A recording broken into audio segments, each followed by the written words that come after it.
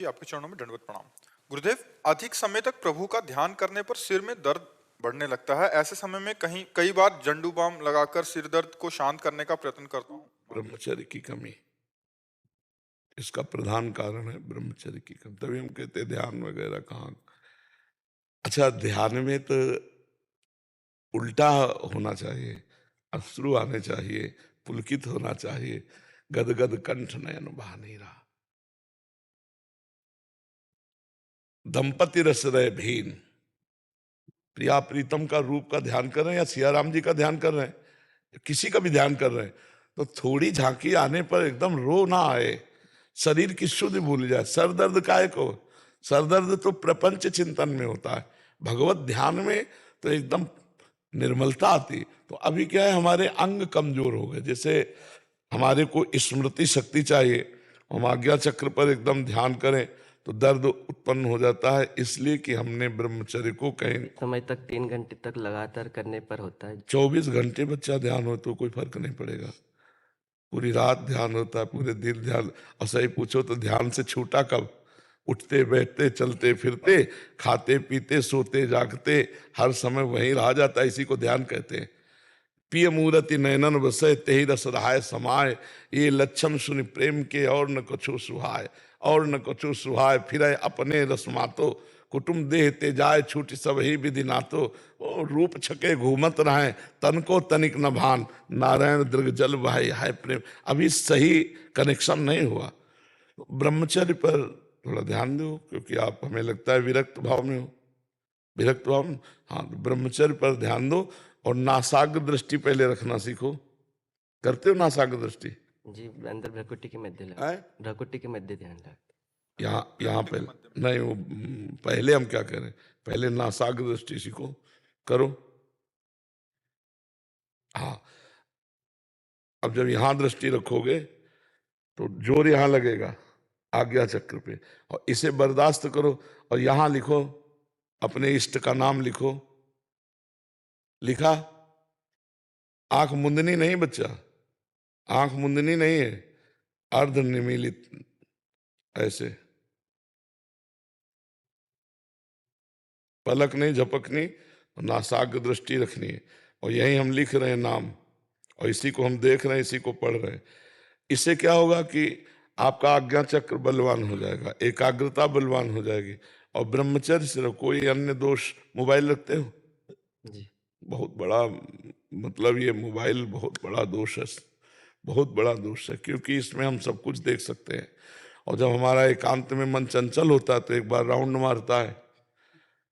अब वो पहले है कि अपने पास कोई सामग्री है नहीं, तो राउंड मारा, फिर आधे श्याम सीताराम कह के उसको रोक लिया। अब मोबाइल है, तो बच्चा इसमें तो बहुत है कंट्रोल रखना पड़ेगा। मोबाइल, और आप उस पास में, आपके पास पूरा इतिहास रखा है, विश्व का पूरा इतिहास है, जो चाहो खोल के देख लो। तो हमें लगता है बच्चा ध्यान से जाने के पहले ध्यान के विक्षेप पर ध्यान दो।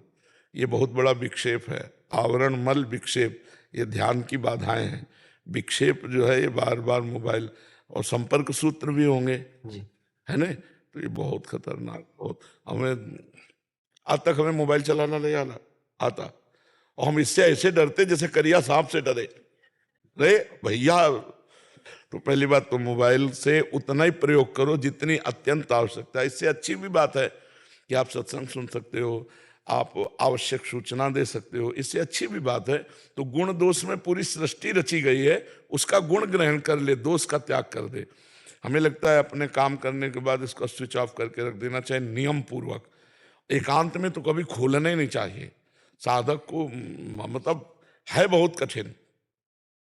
जैसे आप भूखे हो और बढ़िया 56 भोग की खुशबू आ रही हो बगल में, और कह दे खाना नहीं, तो खाओगे भले नहीं, लेकिन हर समय मन उसी में लगा रहेगा।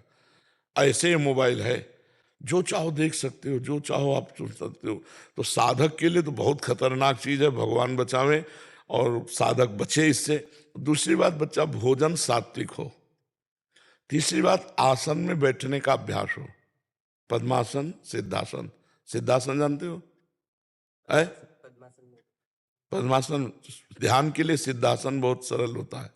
सिद्धासन जानते हो? है कैसे होता है?